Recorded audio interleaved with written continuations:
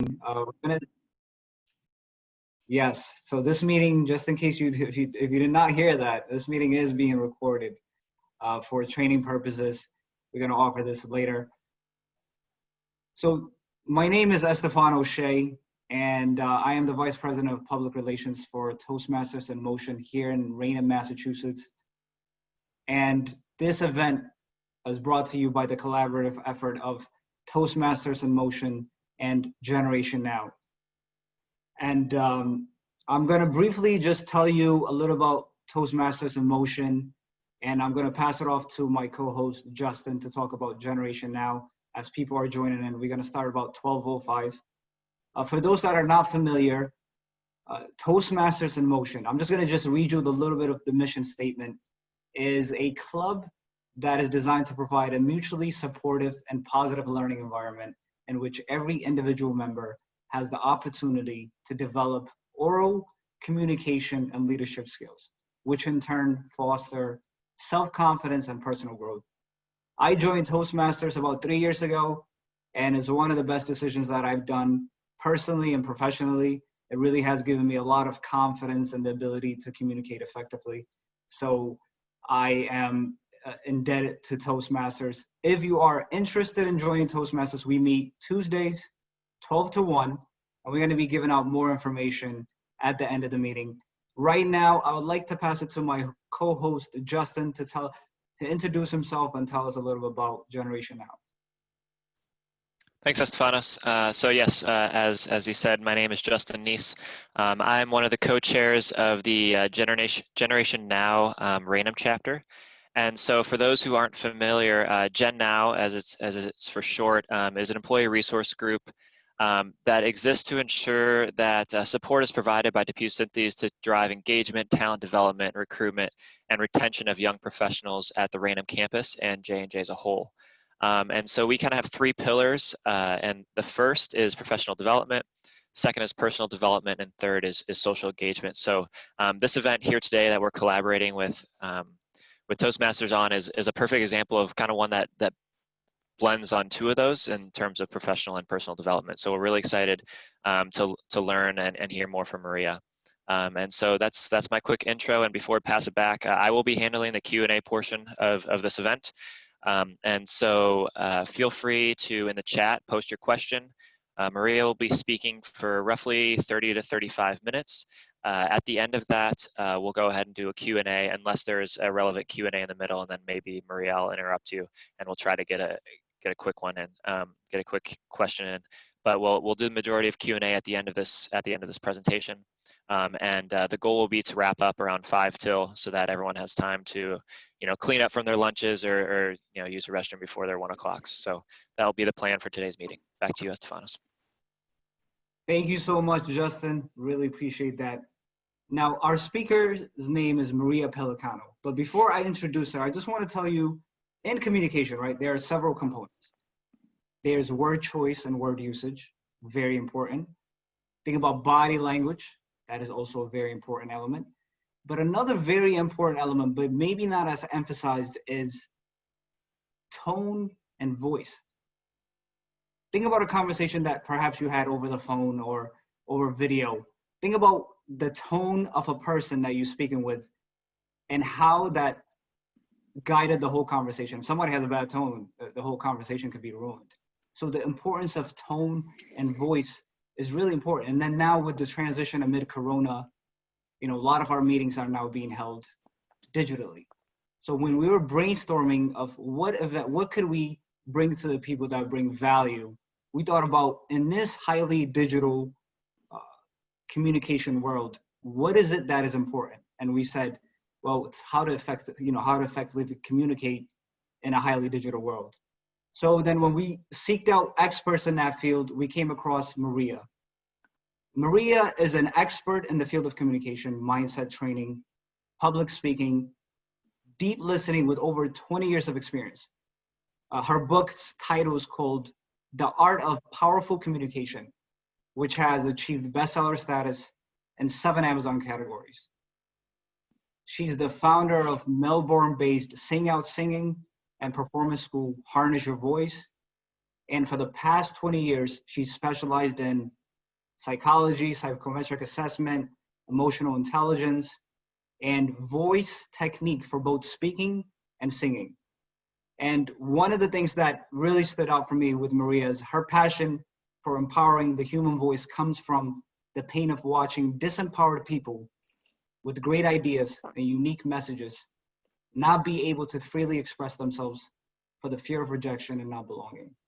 And she has coached thousands of people, and she worked with private and corporate clients, small businesses, and it is an honor to present her, Maria Pelicano. And before I pass off the stage to her, I just want to reiterate, as Justin has said, during the meeting, please have your mics muted, and we'll have a Q&A portion. So as Maria is speaking, if a question arises in your mind, shoot a private message to Justin, and during the Q&A portion, we're going to try to address as many questions as possible. At this moment, I would like to pass off the stage with Maria Pelicano. I know you're not able to do a round of applause, but maybe wave and show a lot of support. Maria, the stage is yours. Thank you.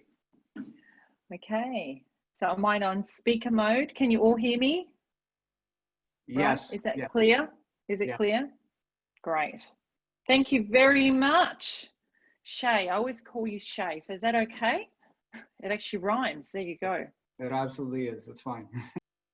So thank you very much, and it's a privilege to be here with all of you, and I am getting to share a very, very important subject for me, and it's something that I'm living as well as sharing every single day. So I am going to share my screen, if that's okay, Shay, and so feel free as I'm speaking to jot down your questions, because then I'm going to stop and answer questions. I actually really enjoy answering questions, because that way I can really target the information that I've got here today specifically for the questions that are out there, okay? So I'm going to leave time for that. So here we go now. I'm just going to share my screen.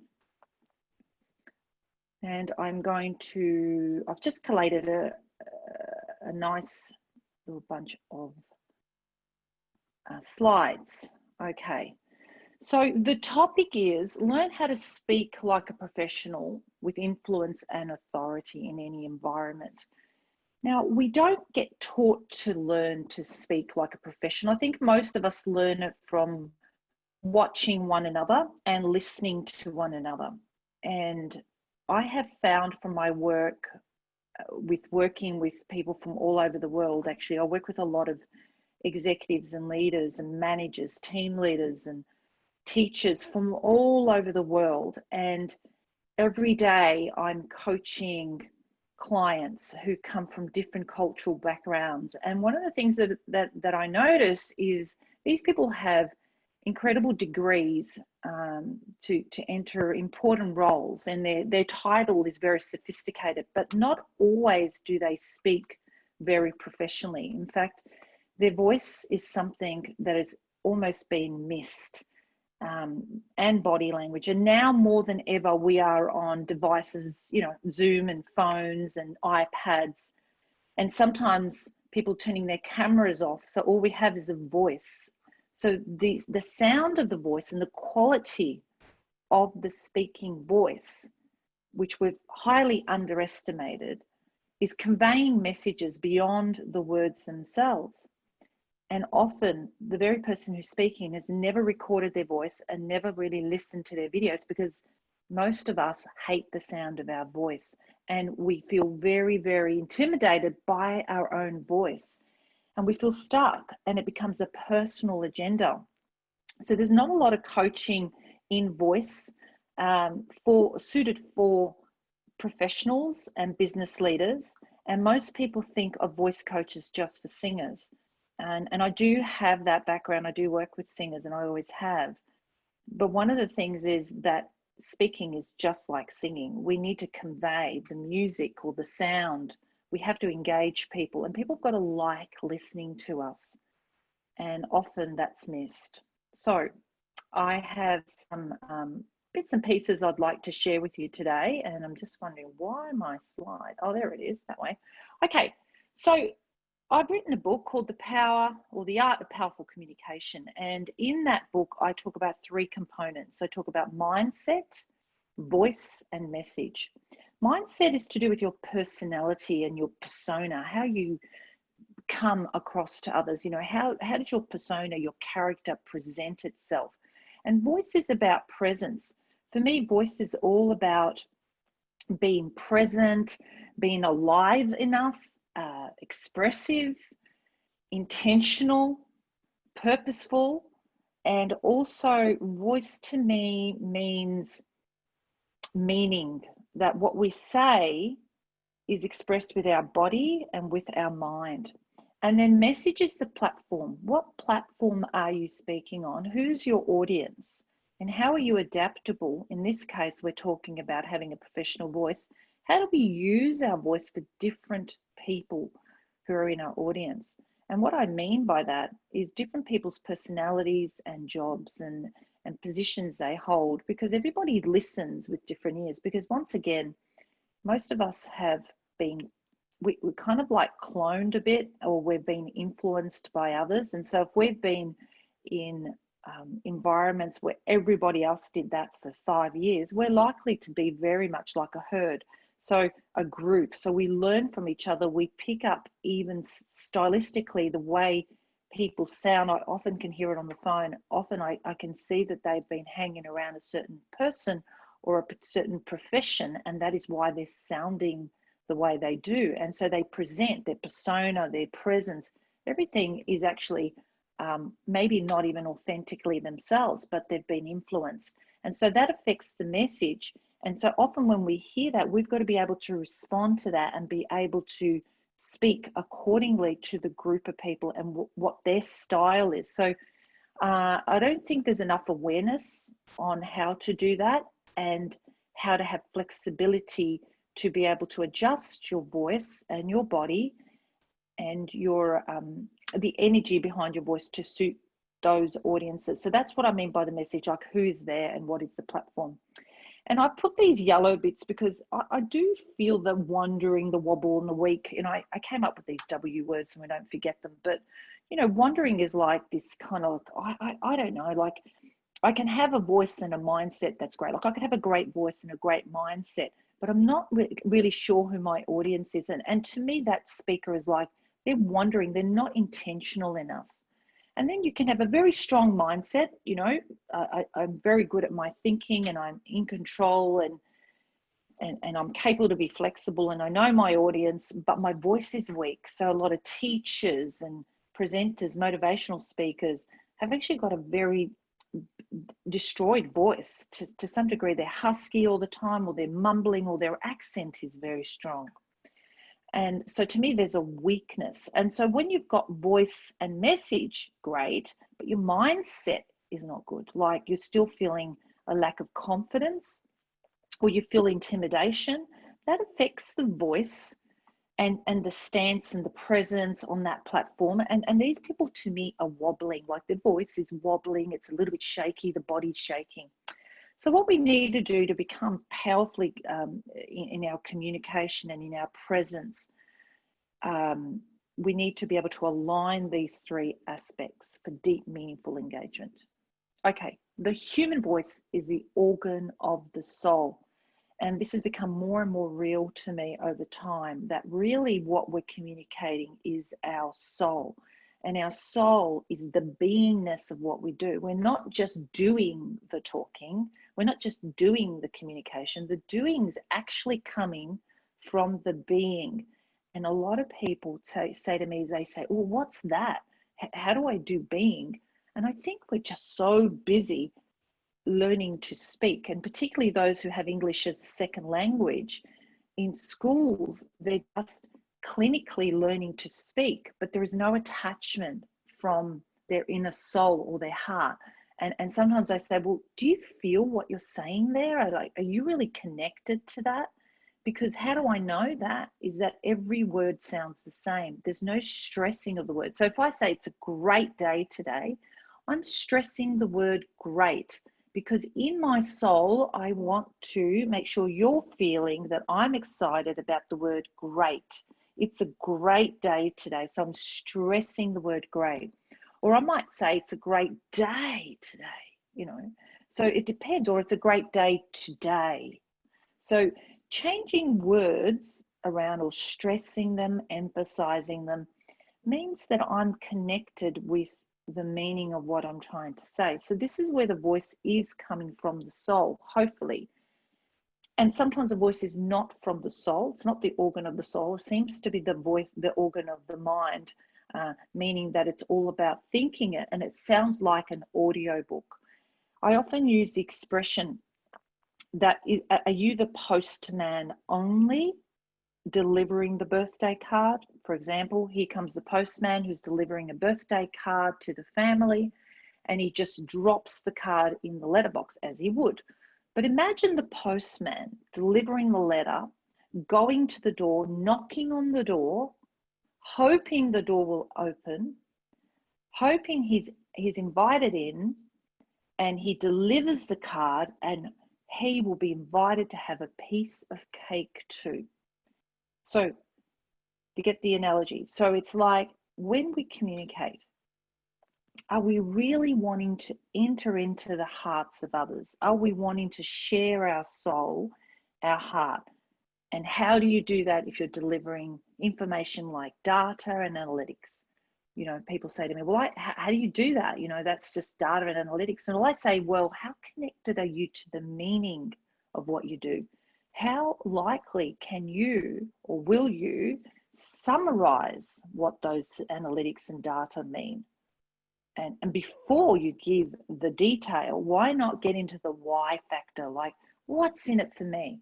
So like right now, what's in it for us is that if we are able to be expressive with our voice and speak professionally, meaning that for me, there are 7 elements to that. You know, it's things like, are we aware of our voice when it comes to the tone, to the actual volume that's necessary, to the pitch?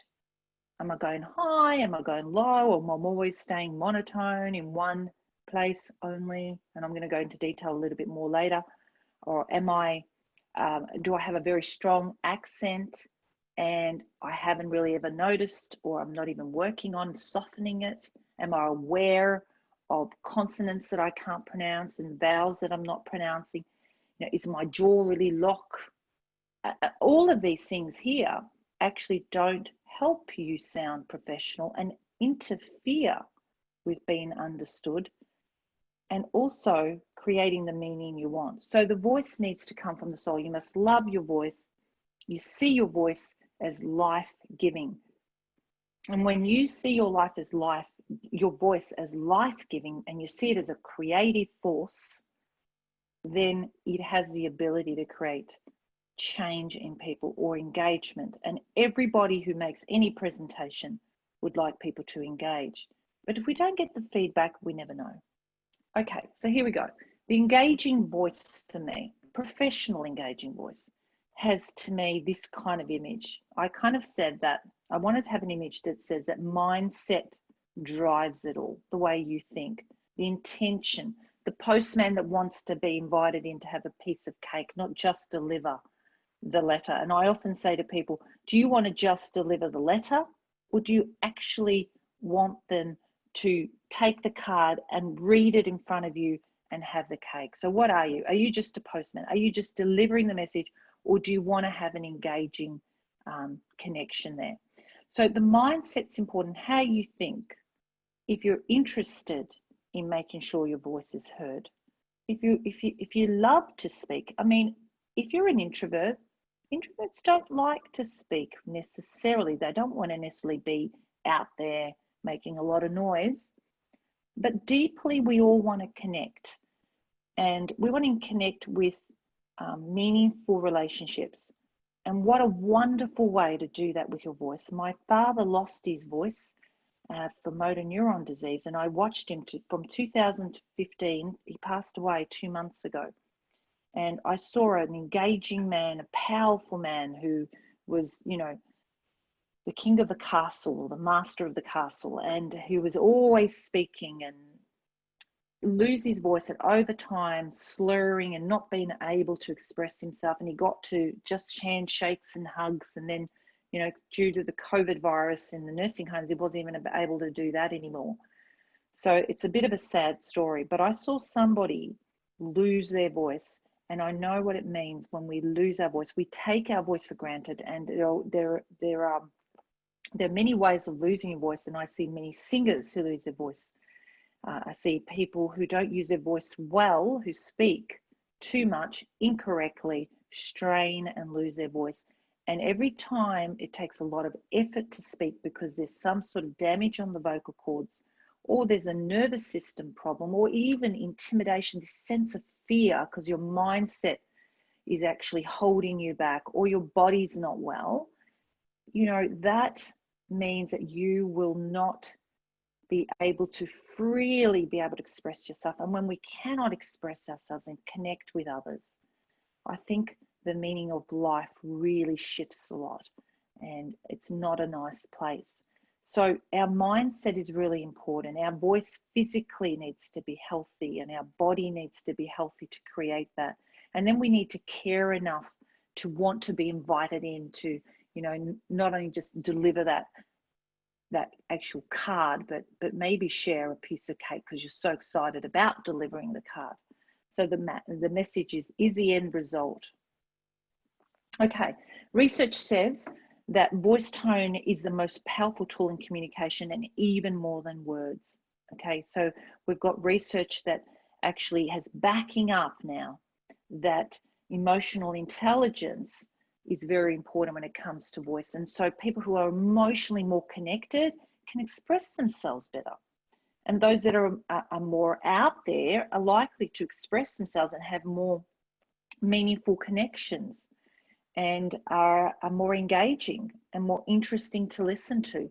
So we can copy some of these traits and learn what is it that makes a voice interesting. Hopefully my voice is interesting today, and I like to animate what I do, and I think it's because I will enjoy it more. I actually enjoy it more. I feel I can touch my voice when I'm speaking, and I'm using emotion and I'm using expression to show you how much I care about what I say. And perhaps even through a computer and technology, we can start to feel the communication, not just hear it, but feel it, because all of us want to feel it. So communicating emotions accurately through tonality results in authenticity and deeper engagement and trust. This is research that is showing more and more that people engage more with the emotions in what we say rather than the words alone. And again, a lot of the clients I'm working with who are in very high positions and CEOs and their executive leaders seem to read out what they're saying. They think it out rather than feel it. They've forgotten how to also involve the heart. And so their voice sounds robotic, and we forget that we've got Siri can do that for us, and artificial intelligence can do that. I mean, we're not here to just read an audio book out to people. We're here to connect through our message. And research shows that people respond much more to non-verbal aspects, like 80-90% of our communication is actually non-verbal. So right now, non-verbal would mean tone, my facial expression if I have my camera on. This is why it's important, even more important now that we leave our cameras on when we're trying to convey an important message. So we understand that people are actually reading between the lines of what you say.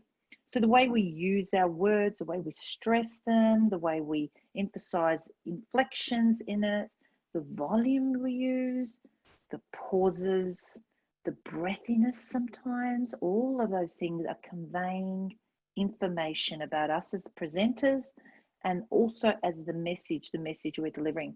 And it only takes 7 seconds to create a first impression. So each one of these are researched information. Okay.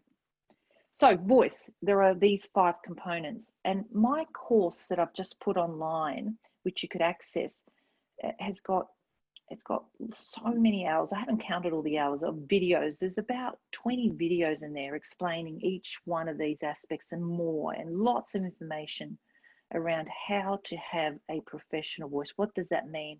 and there's actual videos and there's links, and each one of these is explained and backed up. But breath is important. Like in a nutshell, you can all practice this with me.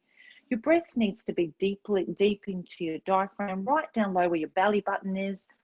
You can put your hand on your tummy where your navel is, and as you inhale, your diaphragm expands. Everything expands out. So you put your hand on your belly button, inhale, and your hand comes out because the air's gone in. It's like blowing into a bag. So that's just for breath. That's just really simple, that even now as I'm speaking, in my pauses, I'm allowing the air to come in. I'm allowing the air to breathe me. I'm actually not going, I'm not lifting up my shoulders. I'm doing the opposite. I'm going deeply down. So I expand the whole rib cage. The air goes in, the air comes out. And there's lots of videos in the program that I've actually uploaded that you could have a look at. And then, so breath is important that it's deep, because if the breath is deep, my larynx, my vocal cords, which is where that's where it's all happening, on the vocal cords. Now, it's a bit of a technical term, but vocal cords, the way they close or folds, they're actually called folds. But as they're folding in, if they're slamming hard, then my voice will be very abrupt and very constricted. And over time, a lot of motivational speakers speak like that, and they're slamming those vocal folds together so harshly that they cause damage. And not only that, but there's not enough breath in there. But if you have too much breath, the vocal folds are actually not closing enough. And all this air that's coming through actually swells your vocal cords and causes problems over time where you become husky. So whispering is not better. So most people think I should whisper if I've got a throat problem. Well, it's actually worse. If you have laryngitis, a voice problem, you should actually let it heal completely and do not even speak. Now, there's an exercise you can do. I'm just going to show you. You put a straw in water like that, and you just do an exercise where you go from low to high. Like I use a woo, a W and an oo, woo, and I'm just really using it as a warm up. But this also strengthens your larynx, your vocal cords, and all the muscles around in your throat, including your breath and your diaphragm, your abdominal muscles. And it actually relaxes your voice, as well as strengthens and warms up your voice ready for your day. You could even do it in between your day, especially if you're a teacher and you're using your voice all the time, or we're doing all these Zoom meetings at the moment and having to project over noise or interferences when emotionally, sometimes it's getting quite stressful for people. And so because of that, they're squeezing the throat. There's a lot of tension in the jaw, tongue, and throat, simply because there's a fair bit of stress going on, and frustration with internet systems and computers are causing people to have voice problems. Without that awareness, you're going to keep speaking against a tight throat. Well, this will help you relax the tension. And it's just a simple exercise like this.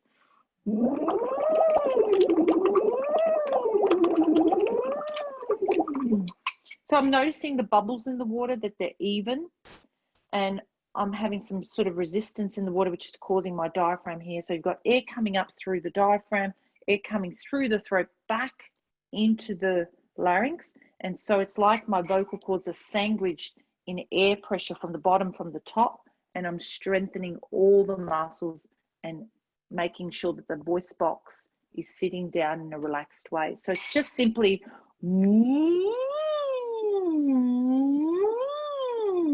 if you go to my YouTube channel, it's just Harness Your Voice, Speak with Influence and Power. There's also a YouTube channel with all my singing and my students.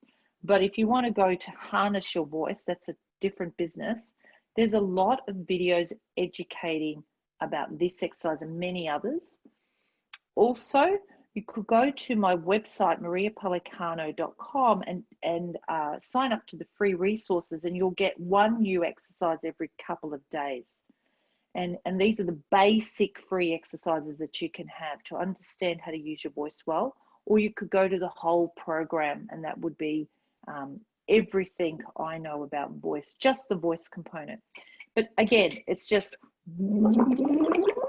again, creating a big suction around you have to have a very strong suction around the straw. So all the air is going into the straw, and my tummy muscles are strong. I'm not sure if you're trying that at the moment, but it's a great exercise. And vowels. Vowels are really important, that we use our jaw and tongue to really pronounce and really enjoy the sound of your voice and pronouncing clearly, moving the tongue. A lot of people have got their jaw stuck like this, and their tongue, and particularly if you're stressed or you have a very strong accent, there is all these problems with the jaw, and often you can't. I find that a lot of my clients can't separate their jaw from their tongue, and there's no isolation of the tongue and the jaw and the mouth and the roof of the mouth. So there's no kind of movement in the face, and all those movements and jaw, and tongue movements is going to help you pronounce your words and speak more professionally and clearly. And then vocal tonality. Tonality is what it's all about. What is tone? Well, tone is like the color, the character of your voice. It includes your pitch, it includes the meaning and the expression.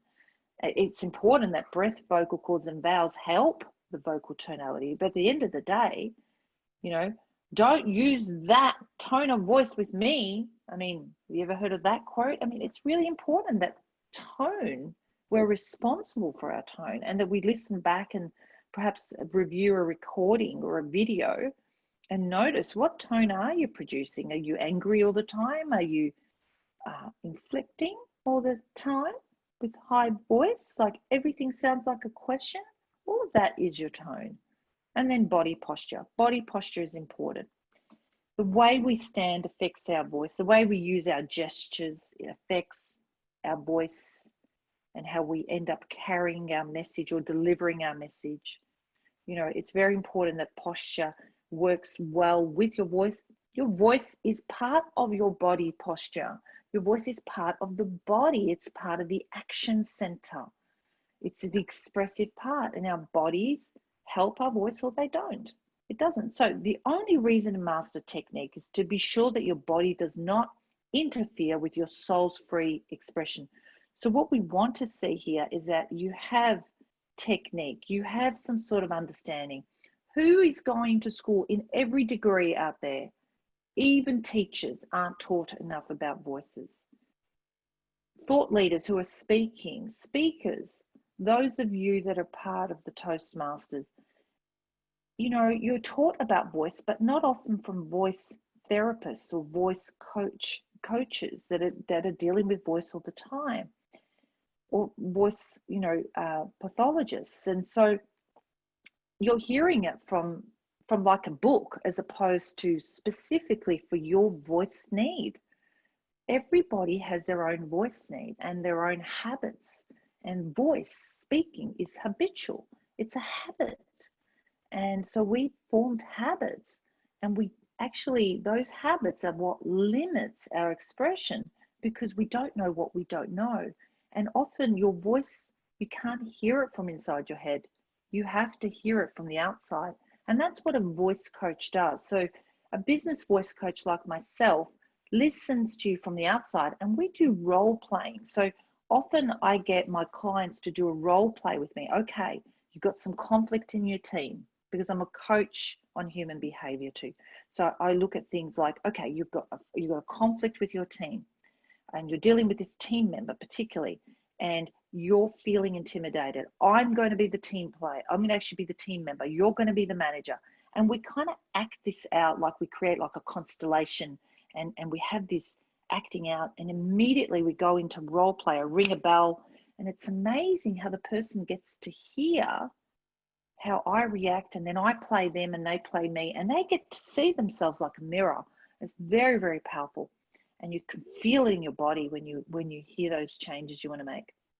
All right, so charismatic leaders, research shows that those people that are charismatic leaders is that we're actually getting influenced by their voice, the way they speak. That's what's getting us, drawing us in. We actually are voting for them. In America, they're saying, well, you guys are from America. There you go.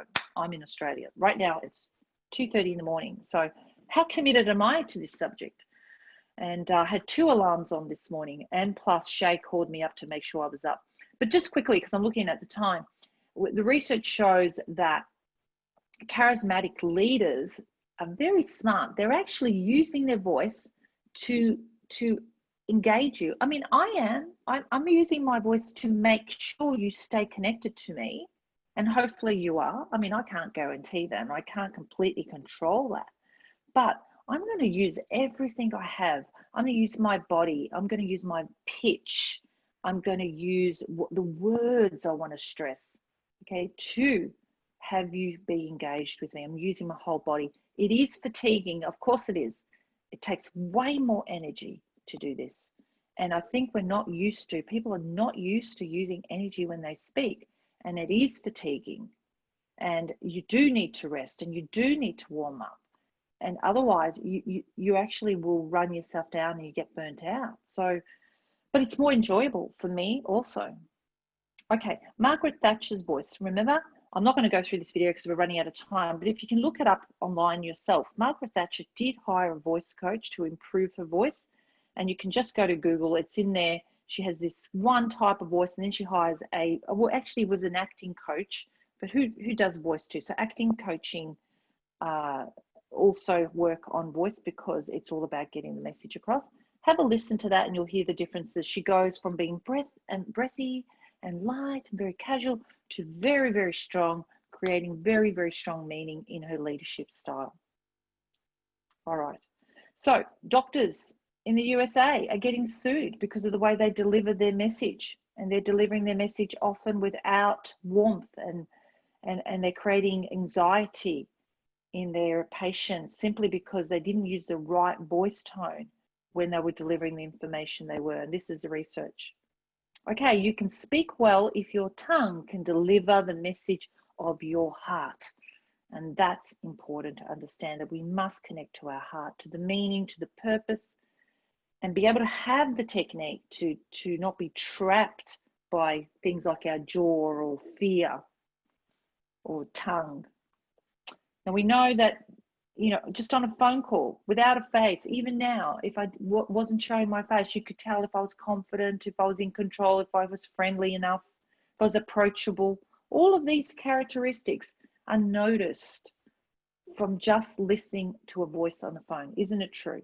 And sometimes when somebody puts you on hold or there's a robot answering you, you feel that they're not human, they're not going to connect to you. And it creates a perception of, I don't think you care enough. And there's emotions and inflections for anger. Anger is like, you drive me up the wall, I'm shaking like a leaf. See, acting helps too for speaking. How are we going with time? Okay, 2 more minutes, eh? And he really must have hurt himself. I heard her crying. Can you hear all those changes? Or like, hey, no. Wow, really? And maybe a medium is okay, maybe, fine. A low inflection, done. No, it's over. You hear those changes, you've got to be able to do that.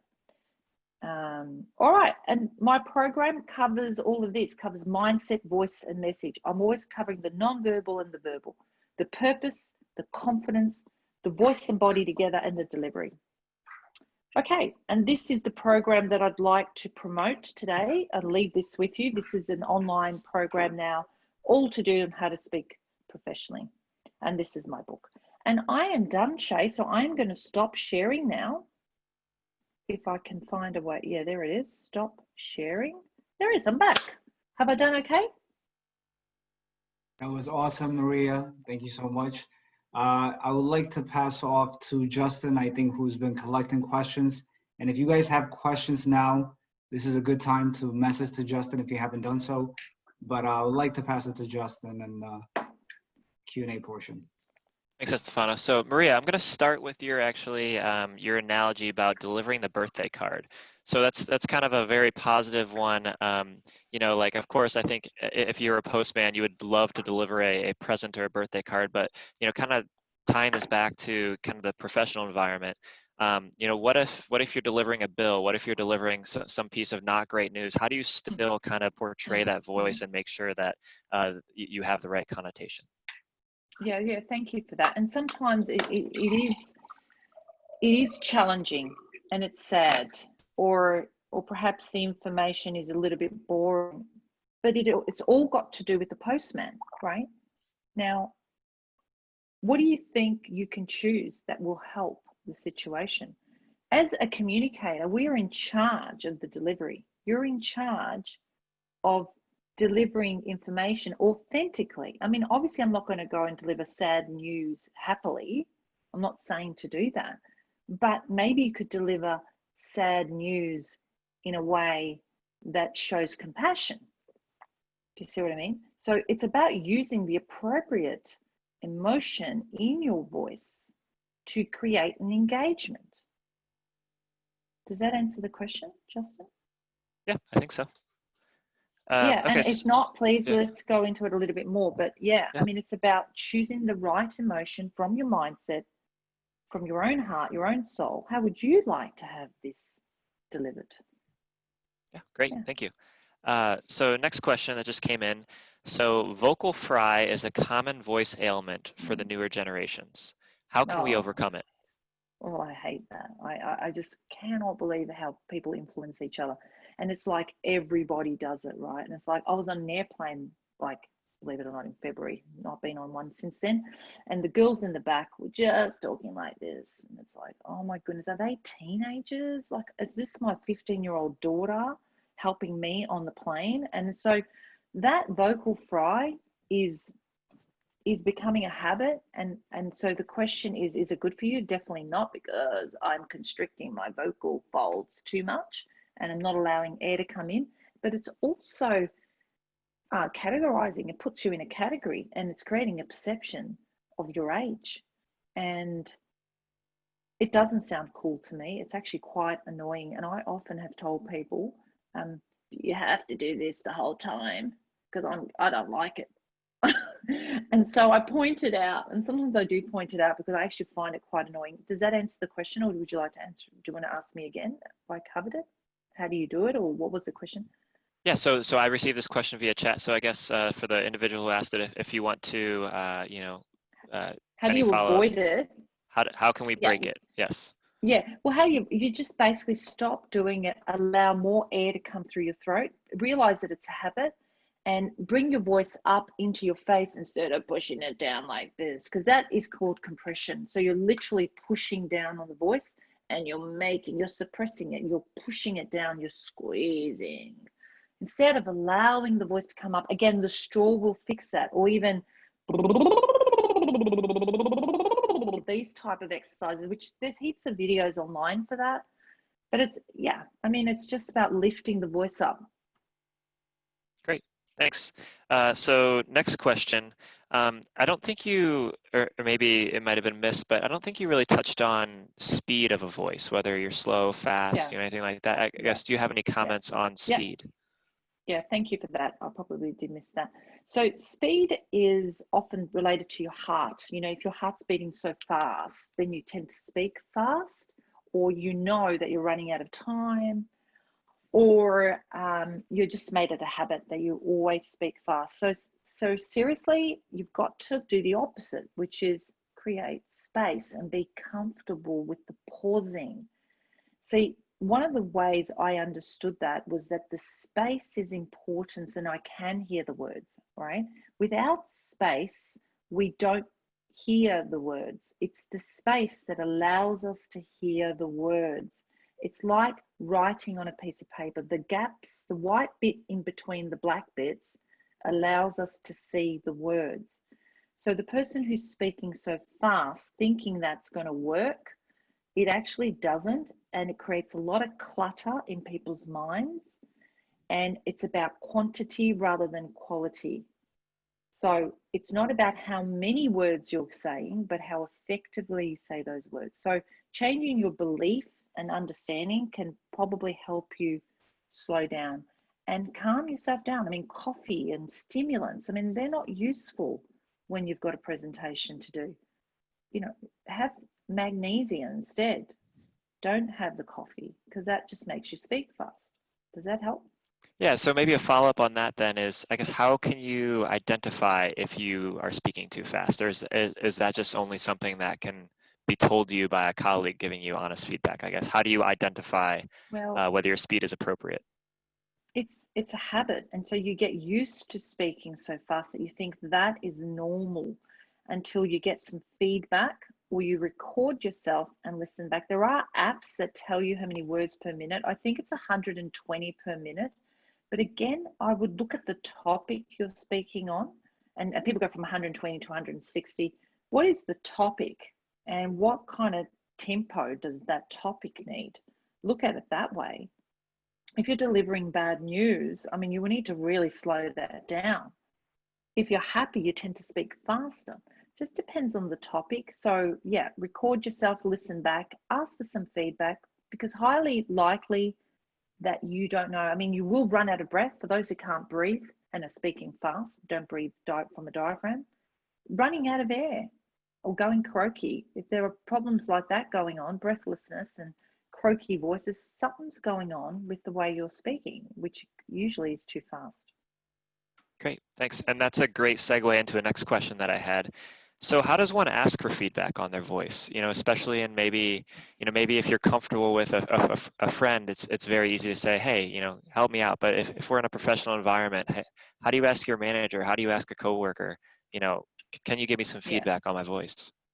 Yeah, I wouldn't say voice. I probably say on my speaking tone or my communication tone. Use the word tone, style, speaking style, communication. This is really about communication. So I'm a voice coach I'm a PCC coach with ICF too, working towards a master's. But, I was hired as a communication specialist. And so I'm known as a communication specialist, but I've got voice coaching as a background. And so it's about communication. What we're doing right now, all of us right now, professional voice is all about communication and leadership. Without a voice, you don't have a vehicle to communicate. How hard is it to communicate without a voice? You can't just use your hands. And yet this really vital tool, we don't know much about. And we're afraid to listen back and ask. But yeah, ask about tone and probably your communication style. Perhaps that would be good. And it's in every performance review anyway. It is a criteria. They're not going to say voice because most people don't think of voice. It's very hard to sell voice unless you're a singer. But it is crucial because it is voice. Voice is important. Okay, great, thanks. So a couple more questions that have recently come in. How do you identify if the voice we currently have is our adopted voice or if it's our authentic voice? And then I guess a follow-up is, how do we identify our authentic voice? Explore. Start to notice from now on other people and how they speak, particularly actors, audio books that are animated.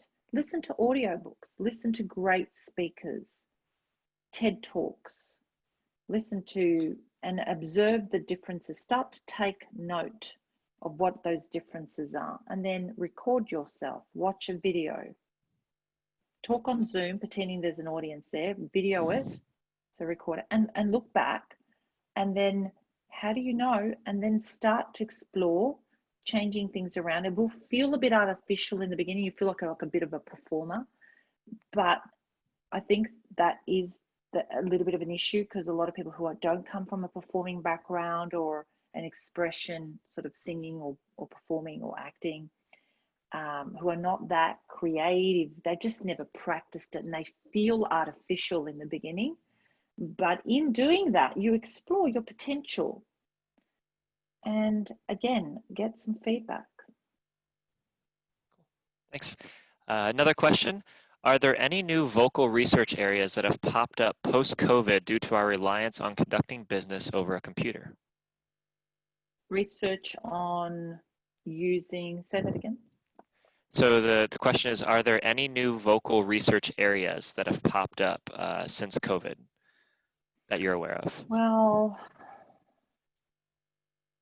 I'm sure there is, but I think it's still kind of new, and it'd be interesting to see who would do that research too. Now, I don't know of any, but if anybody does, I'd love to get some emails.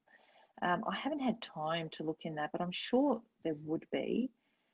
I can't answer that right now. I'm sure there would be, but unfortunately, I think it's more to do with technology, and it's not going to come from a voice coaching background unless it's done by voice teachers or speech therapists. And so, no, I haven't seen anything, but I'm sure it's going to be out there. It's becoming really the most important thing because people are turning off their cameras too. Can I just go back to the other question just for one more thing? I forgot to say one more thing in the other question where we were talking about how do I practice my authenticity. The thing is this, right? Can I also say we have many voices? We choose one all the time. We choose our voice that we've created a habit over, and we're habitually using our voice because we're talking about how is it authentic. Well, you need to explore the different voices you have and also notice where you use different voicing in different situations with different relationships. In different relationships, how does your voice modify? And start to notice which one am I using a lot more of, or which one am I switching off all the time? Which one could I start using more? Okay, I just wanted to add that in. But regarding the research, yeah, very interesting. I would have to look into that at this stage. Yeah. Okay, thanks. And so we'll just do one more question, and then we'll kick it back over to Stefanos to close here, so we meet our 5 till deadline.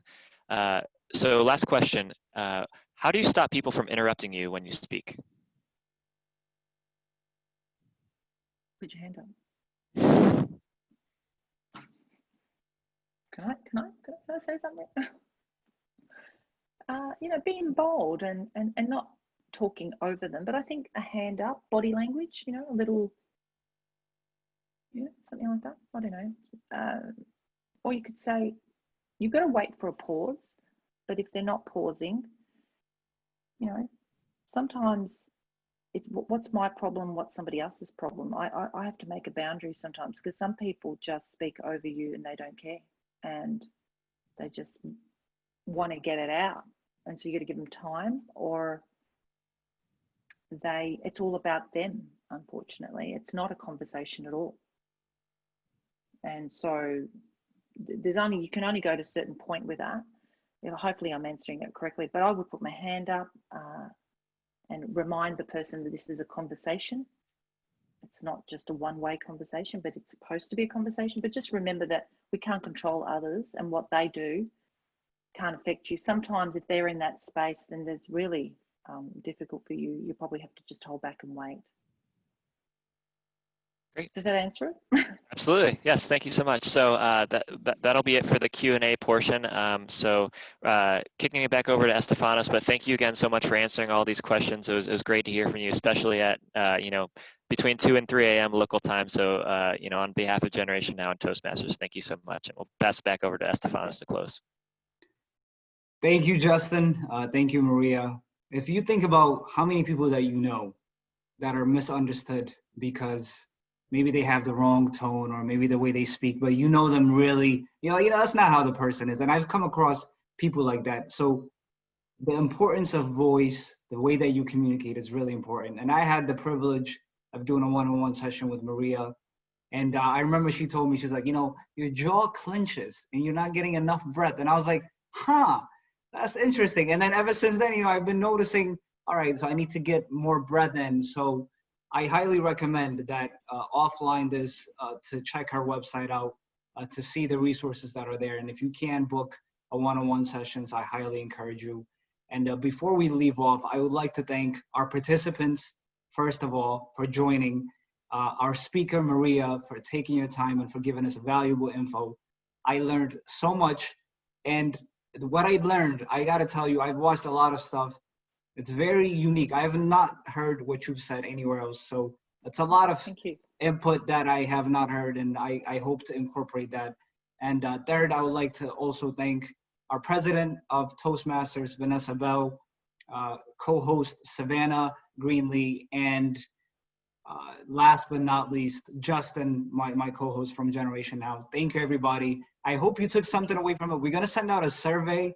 We're also going to send out a link to Maria's website and other resources for Generation Now and Toastmasters.